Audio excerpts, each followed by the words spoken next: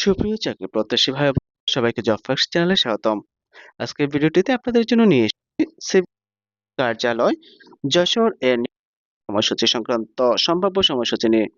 আমরা দেখতে পাচ্ছি সিভিল সার্জন কার্যালয় যশোর এর পরীক্ষার সম্ভাব্য আগামী 19 জুলাই 2024।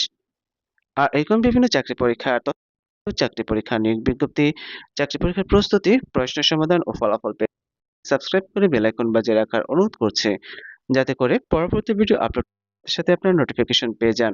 এছাড়াও চ্যানেলটি লাইক ও শেয়ার করার অনুরোধ রইল। ধন্যবাদ সবাইকে।